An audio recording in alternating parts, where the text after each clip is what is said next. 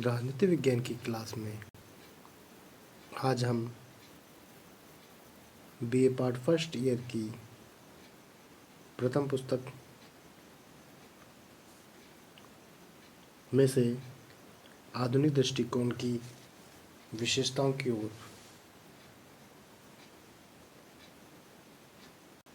ओर चर्चा करेंगे। पिछली क्लास में हमने जो आधुनिक दृष्टिकोण था उसकी 5 विशेषताओं के बारे में अध्ययन किया था, जिनमें प्रथम बिंदु में मूल्य मुक्त अध्ययन या मूल्य निरपेक्ष अध्ययन, सेकंड पॉइंट वैज्ञानिक पद्धतियों पर बल, तीसरा पॉइंट व्यापक अध्ययन, चौथा पॉइंट तुलनात्मक विश्लेषणात्मक एवं समस्या समाधानात्मक, और पांचवा पॉइंट अंतः अनुशासनात्मक अध्ययन। इन पांचों पॉइंटों के अंतर्गत हमने आधुनिक दृष्टिकोण की विशेषताओं के बारे में अध्ययन किया। आज हम इनके अन्य बिंदुओं, जिनमें शोध एवं सिद्धांत में घनिष्ठ संबंध के बारे में चर्चा करेंगे। तो जो आधुनिक दृष्टिकोण है उसकी मुख्य विशेषता यह रही है कि यह दृष्टिकोण या इस दृष्टिकोण के जो विचारक हैं वो वैज्ञानिक पद्धति के माध्यम से जो सिद्धांत है उनके निर्माण में प्रयासरत रहते हैं, लगे रहते हैं। सिद्धांत निर्माण शोध प्रक्रियाओं पर आश्रित होता है। ये दोनों एक दूसरे के बिना अधूरे होते हैं।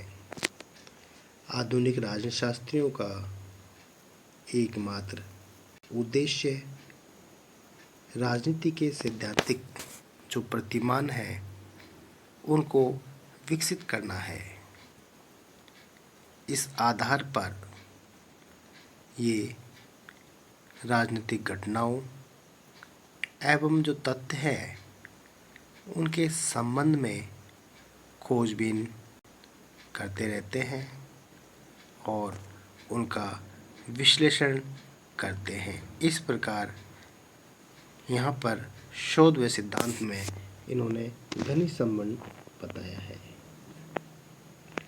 अगला जो बिंदु आता है उसमें है यथार्थवादी अध्ययन पर बल। जो आधुनिक राजनीतिक वैज्ञानिक हैं वे यथार्थवादी और तथ्यपरक जो अध्ययन है उस पर बल देते हैं।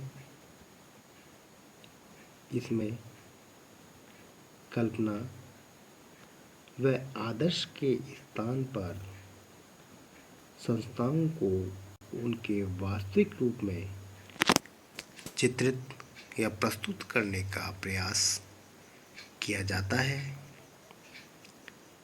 इसमें अध्ययन अनुभाविक तथा तथ्यपरक होता है और शासन प्रणालियों के औपचारिक स्वरूप के स्थान पर इसकी वास्तविक जो कार्य प्रणाली है का अध्ययन किया जाता है। इसका अगले बिंदु में व्यवहारपरक अध्ययन पर जोर है कि जो व्यवहारवादी हैं वो व्यवहारपरक अध्ययन पर महत्व देता है, जोर देता है। इसकी मुख्य विशेषता व्यवहारवादी है। इस दृष्टिकोण में मनुष्य का जो राजनीतिक व्यवहार है के अध्ययन पर बल देता है कि जो मनुष्य का व्यवहार है वो किस प्रकार, क्यों, कैसे प्रभावित, परिवर्तित होता है, किस परिस्थिति में किस प्रकार का क्या व्यवहार करता है।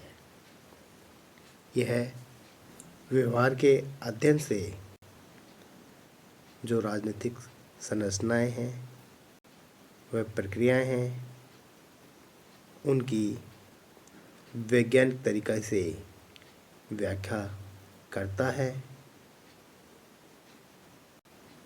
इस प्रकार जो राजनीति शास्त्री हैं, मनुष्य के राजनीतिक व्यवहार का अध्ययन कर उसके संबंध में वैज्ञानिक भविष्यवाणी भी करते हैं। इसका जो अगला बिंदु है, आधुनिक दृष्टिकोण की विशेषताओं में 9वां नंबर का जो बिंदु आता है, उसमें है प्रक्रियाओं के अध्ययन पर। जो आधुनिक राजशास्त्री हैं, वो प्रक्रियाओं के अध्ययन पर बल देता है। यह राजनीतिक जो प्रक्रियाएं हैं, उनके अध्ययन पर बल देता है। इसमें संस्थाओं की कार्यकारिणी का अध्ययन किया जाता है, जैसे व्यवस्थापिका का संरचनात्मक ढांचा एवं कार्यप्रणाली, विधि निर्माण प्रक्रिया, विधि निर्माण के जो प्रेरक तत्व हैं उनके बारे में, एवं सदस्यों के व्यवहार आदि के बारे में अध्ययन करता है। इसमें उस परिवेश का भी अध्ययन किया जाता है जिसमें संस्थाएं कार्य करती रहती हैं। इन परिवेशों में राजनीतिक दल, दबाव समूह, संचार के साधन तथा मतदान व्यवहार इत्यादि आते हैं। तो इस प्रकार जो आधुनिक जो दृष्टिकोण है, वो राजनीतिक दल, दबाव समूह, संचार के साधन, मतदान व्यवहार आदि के अध्ययन पर बल देता है और इनके आधार पर राजनीतिक विज्ञान को समझने का प्रयास करता है। इसका जो अगला बिंदु, विशेषताओं में जो अगला बिंदु आता है, वो नई शब्दावलियों का प्रयोग है, या आधुनिक जो राजनीतिक दृष्टिकोण है वो कई नए शब्दों का प्रयोग करता है, अवधारणाओं का प्रयोग करता है, जिनमें राजनीतिक संस्कृति, राजनीतिक व्यवस्था, राजनीतिक सामाजिकरण, निर्णय निर्माण प्रक्रिया, राजनीति विकास व राजनीति आधुनिकरण आदि जैसे नवीन शब्दावलियों का प्रयोग किया जाता है, जो कि इससे पूर्व में परंपरागत दृष्टिकोण में नहीं की गई थी। इस प्रकार इन 10 विशेषताओं के आधार पर हम कह सकते हैं कि जो आधुनिक दृष्टिकोण है वो व्यापक है, विस्तृत है। इसके पश्चात हम परंपरागत और जो आधुनिक दृष्टिकोण है उसकी आलोचनाएं या उनमें क्या अंतर पाया गया है, इन दोनों में क्या असमानता है, उसके बारे में अध्ययन करेंगे।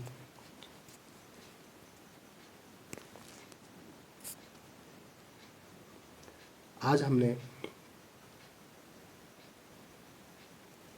परंपरागत और आधुनिक दृष्टिकोण है उसकी विशेषताओं का समस्त बिंदु के बारे में अध्ययन किया, जो कि परीक्षा की दृष्टि से भी महत्वपूर्ण है। परीक्षा में कई बार पूछा जाता है, परंपरागत दृष्टिकोण व आधुनिक दृष्टिकोण की विशेषताओं को बताइए। तो आप लोगों को इनकी विशेषताओं की ओर ध्यान देना है। और परीक्षा में कई बार क्वेश्चन आता है कि या तो परंपरागत में से आता है या तो आधुनिक दृष्टिकोण में से आता है, या इसमें तुलनात्मक या अंतर के बारे में पूछा जाता है। तो क्वेश्चन इसमें इस प्रकार से बनते हैं कि परंपरागत दृष्टिकोण को समझाइए और आधुनिक दृष्टिकोण से किस प्रकार इसमें अंतर पाया जाता है, या आधुनिक दृष्टिकोण के बारे में बताइए और परंपरागत दृष्टिकोण और आधुनिक दृष्टिकोण में अंतर को स्पष्ट कीजिए। तो इस प्रकार से इसमें ये क्वेश्चन बनता है जो कि परीक्षा की दृष्टि से महत्वपूर्ण है।